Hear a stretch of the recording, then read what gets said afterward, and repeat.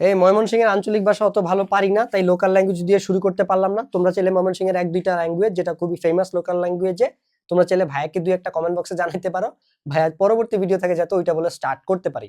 So basically যেটা ভাইয়া start করছি তোমরা অলরেডি দেখছো, বোর্ড ওয়াইজ সাজেশনস ভিডিও দেওয়া এবং কুমিল্লা বোর্ডের প্রশ্ন প্যাটার্ন বিশ্লেষণ করা। এটা ইনশাআল্লাহ আমরা অন্যান্য সাবজেক্টের জন্য করব, যেহেতু কুমিল্লা বোর্ডের পোলাপাইন চাইছে। তোমরা চাইলে তোমরাও জানাও।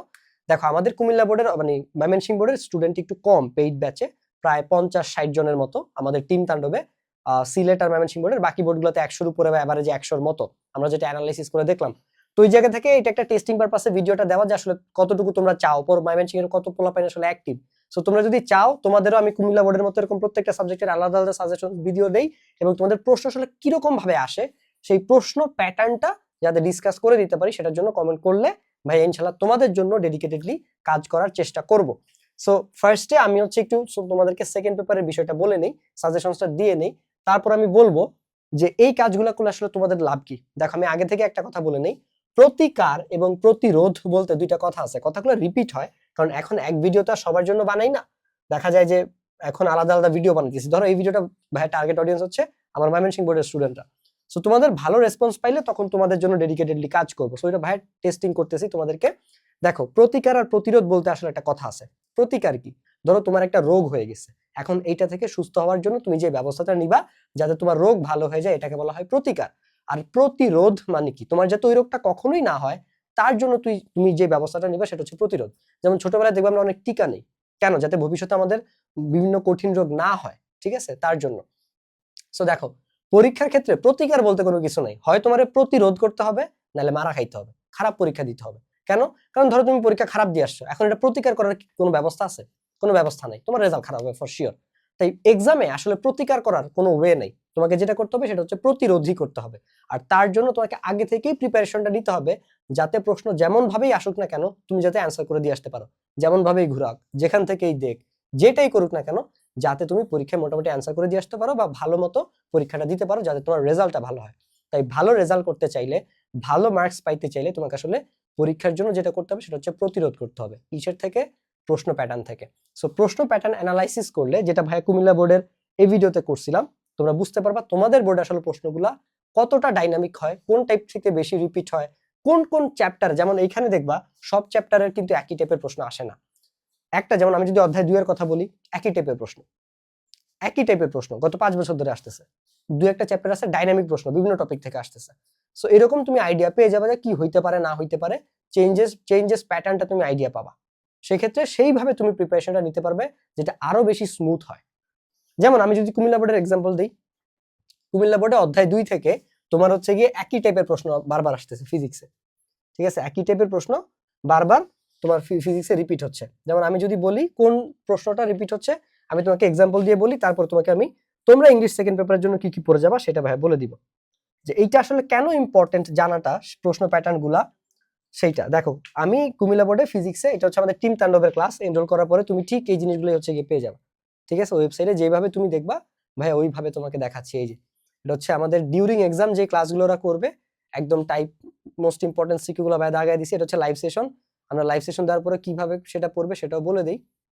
এটা হচ্ছে কি আমাদের অলরেডি এখানে আরো একটা অ্যাড হয়েছে, 16 নাম্বারটা এখানে শো করতেছে না কারণ এটা আমি রিফ্রেশ করি নাই। তাই এটা হচ্ছে কি আমাদের কেমিস্ট্রি ক্লাসগুলো, দেন তোমাদের এই যে সাজেশনস পিডিএফ গুলো, লাস্টে কেমিস্ট্রি নোট। সো ভাইয়া দেখো কুমিল্লা বোর্ডে এই যে ছক আর গ্রাফ থেকে গত 5 বছর ধরে, ক্যান ইউ মানে ইমাজিন, গত 5 বছর ধরে শুধু এই টাইপেরই প্রশ্ন আসতেছে। অধ্যায় 2 থেকে শুধুমাত্র এই ছক আর গ্রাফেরই প্রশ্ন আসতেছে। কিন্তু ধরো কুমিল্লা বোর্ড এবার পোলাপাইনটা সারপ্রাইজ করে দিল, টাইপ 3 থেকে প্রশ্ন দিছে। এখন কি করবে? এই যে কান্নাকাটি করবে এসে কমেন্ট বক্সে, হ্যাঁ আমাদের খালি কমন প্রশ্ন আসে, হ্যান ত্যান এই সেই হাবি যাবি। কেন? কারণ যেহেতু গত 5 বছর ধরে টাইপ 1 থেকে প্রশ্ন আসতেছে, সবাই ওদেরকে এইটাই সাজেশনস দিবে। কিন্তু ওদের প্রশ্ন আসছে কি বলতো? টাইপ 3 এর। কিন্তু ওরা যদি আগে থেকেই যত টাইপের প্রশ্ন এই চ্যাপ্টার থেকে হয় সবগুলা সলভ করে যাইতো, তাহলে ওদের কি আর কান্নাকাটি করা লাগতো? লাগতো না। সো প্রশ্ন প্যাটার্ন বিশ্লেষণ করার সুবিধা আসলে এই জায়গায়। সো তোমরাও যদি চাও কমেন্ট বক্সে জানাও, কোন কোন সাবজেক্টের চাও সেটাও জানাও, ভাইয়ের চেষ্টা করব তোমাদের জন্য বানানোর। সো টিম তাণ্ডব মেম্বারদেরকে আমি দেখো সবভাবে প্রিপেয়ার করে দিতেছি প্রত্যেকটা চ্যাপ্টারের। আমি এবারে চ্যাপ্টারে আমি হচ্ছে টাইপ ওয়াইজ সিকিউ ওদেরকে সলভ করাইছি, যাতে যেই টাইপ থেকে আসুক, যেই টাইপ থেকে আসুক, যাতে আমার পোলাপানিগুলো অ্যান্সার করতে পারে। দিস ইজ কল্ড প্রতিরোধ।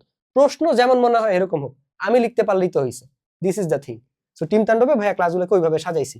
এবার আসো তোমাদের ইংলিশ সাজেশনস। দেখো বাংলার ক্ষেত্রে ভাই তুমি সারাংশতে অপশন পাও, সারাংশ অথবা সারমর্ম। তুমি প্যারাগ্রাফ ইয়াতে ভাব সম্প্রসারণে অপশন পাও, তুমি রচনাতে অপশন পাও। তাই আমরাও কনফিডেন্টলি বলতে পারি যে এই 3টা রচনা পড়লেই শিওর একটা কমন। ভাইয়া ভিডিও বানাইছি না 5টা রচনার কথা বলে 3টা তোমাকে দাগাই দিছিলাম। এবং যারা এই টাইপের ভিডিও বানায় তারা দেখবে একসাথে অনেকগুলো সাজেশনস দেয় টেকনিক্যালি। কারণ ইংলিশে কারো এত হ্যাডম নাই যেরকম 5টা 3টা দিয়ে বলবে যে এই 3টা থেকে প্যারাগ্রাফ কমন আসবে। তুমি নিজে তোমার ময়মনসিংহ বোর্ডের প্রশ্ন অ্যানালাইসিস করো, তুমি নিজে তোমার ময়মনসিংহ বোর্ডের গত 5-10 বছর প্রশ্ন অ্যানালাইসিস করো, দেখবে একটা দুইটা রিপিট হয়েছে। বরিশাল বোর্ডে, সম্ভবত বরিশাল বোর্ডে গতকালকে টিম তাণ্ডবের একটা স্টুডেন্ট লাইভ সেশনে বলছে যে গত 9 বছর ধরে ওদের ওইখানে কোনো মানে একই প্রশ্ন বারবার আসতেছে না, মানে প্রশ্ন রিপিট হয় না, প্যারাগ্রাফ কম্পোজিশন রিপিট হয় না। তো এই হচ্ছে ওদের প্রশ্ন প্যাটার্ন। তো এগুলো আসলে এইভাবে তোমাকে শিওর কমন কেউ দিতে পারবে না, কারণ এখানে কোনো অপশন থাকে না, একটাই আসবে, একটাই অ্যান্সার করতে হবে। যেমন রাজশাহী বোর্ডে আবার তোমার গত বছর এই কাহিনীটা হয়েছে। আচ্ছা এটা তোমরা এই পিডিএফটা পেয়ে যাবা ভাই, এটা ডেসক্রিপশনে দিয়ে দিব, মানে নিচে দিয়ে দিব পিন কমেন্টে, এটা উত্তর সহ দেওয়া আছে, তোমরা চাইলে এই সাজেশনস গুলো প্র্যাকটিস করে যাইতে পারো। দেখো আমি যদি তোমাকে রাইটিং গুলা দেই, ইংলিশ সাজেশনস পার্টের এই যে English second paper writing part. So এইখানে রাজশাহী বোর্ডে দেখবা পরপর 2 বছর একই প্যারাগ্রাফ আসছে, এবং আমি যে বছর এইচএসসি দেই আমাদের খাদ্য ভেজাল ওই প্যারাগ্রাফটা 2বার আসছে। আবার সেকেন্ড পেপারও আমাদের হচ্ছে কি ইয়ে আসছে, কম্পোজিশন আসছে। আর এই পড়াগুলো পড়লে বৃথা যায় না, তুমি কম্পোজিশনের জন্য পড়ছো দেখবে প্যারাগ্রাফে আসছে, প্যারাগ্রাফের জন্য পড়ছো দেখবা কম্পোজিশনের জন্য আসছে। আলটিমেটলি লিখে কিন্তু ম্যাক্সিমাম বানায়, আর যারা বানায় লিখতে পারে না ওরা আসলে মুখস্থ করে লিখতে পারে না। এটাই হচ্ছে কি আসল বাস্তবতা, এটাই হচ্ছে কি আসল বাস্তবতা। সো এই হচ্ছে কি দেখো এই যে ডিফরেস্টেশন সম্ভবত সরি ন্যাশনাল ফ্ল্যাগ রাজশাহী বোর্ডে পরপর 2বার আসছে 23-24, তোমরা প্রশ্ন অ্যানালিসিস করে দেখবা। এরকম এটা রেয়ার কেস, ম্যাক্সিমাম ক্ষেত্রে যেটা হয় প্রশ্ন আসলে পরপর 2 বছরে রিপিট হয় না। ঠিক আছে, ইভেন তোমাদের ময়মনসিংহ বোর্ডে মনে হয় একবার কম্পোজিশন খুবই আনকমন আসছিল, এটা আমি গতকালকে অ্যানালিসিস করতেছিলাম তো তখন দেখছি। তো এগুলা ভাই আউট অফ দ্য কেস, এগুলা দিলে কেউই পারবে না, এগুলো আমরা কোনো বইয়েও পড়ি নাই। যেটা আমার ময়মনসিংহ বোর্ডই মনে হয় সোশ্যাল সার্ভিস নিয়ে কিছু একটা আসছিল ময়মনসিংহ রাজশাহীতে, তো এরকম যদি আসে এটা কমপ্লিটলি আনকমন, এটা কারো কোনো হাত নাই, কারো কোনো হাত নাই, you can't do a lot of stuff on that, এটা তোমার কন্ট্রোলে নাই। সেক্ষেত্রে তোমার বানাই লিখতে হবে, সেক্ষেত্রে তোমার বানাই লিখতে হবে। বাট এই জিনিসগুলা দেখো গত 5 বছর ধরে তুমি পড়ে আসতেছো, ক্লাস 6 থেকে একই প্যারাগ্রাফ একই কম্পোজিশন তুমি পড়ে আসতেছো।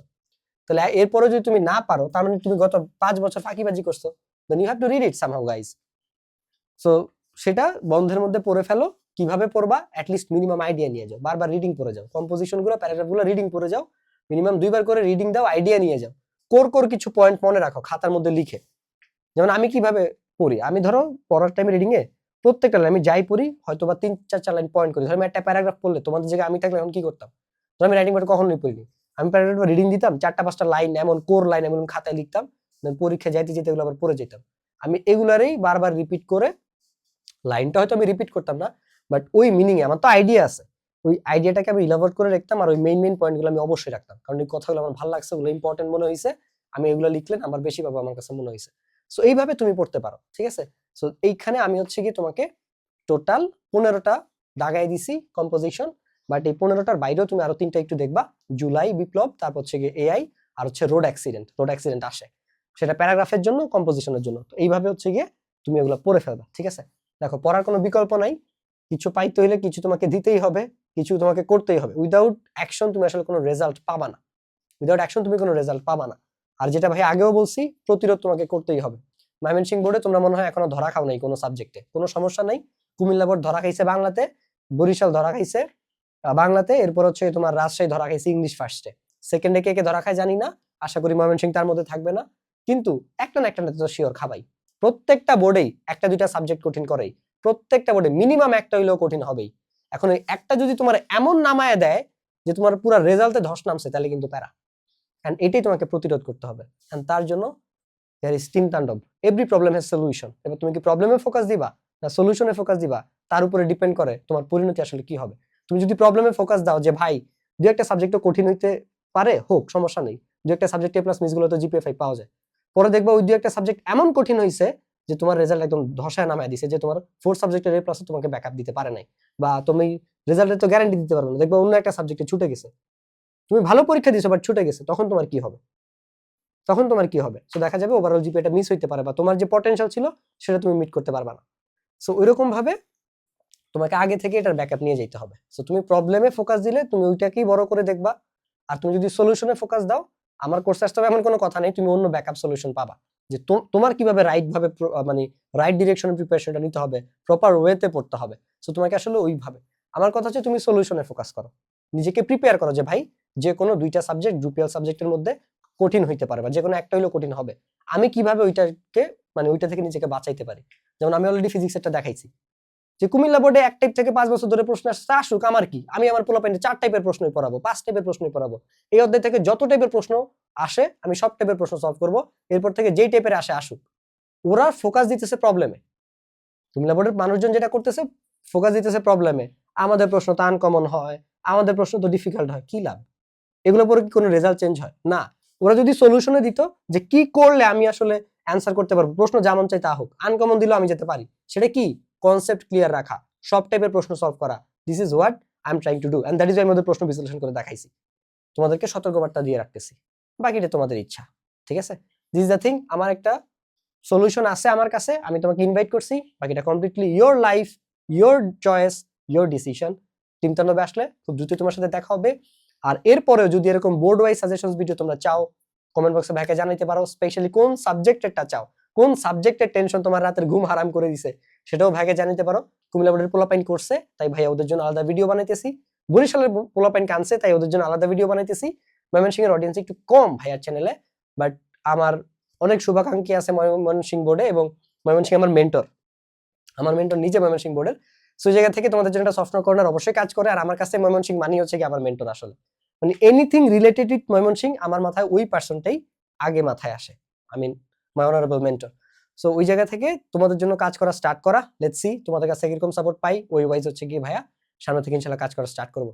থ্যাংক ইউ সো মাচ যারা লাস্ট পর্যন্ত দেখছো, আশা করতেছি খুব দ্রুত নেক্সট ভিডিওতে কিংবা টিম তাণ্ডবের ক্লাসে তোমার সাথে দেখা হবে। আসসালামু আলাইকুম।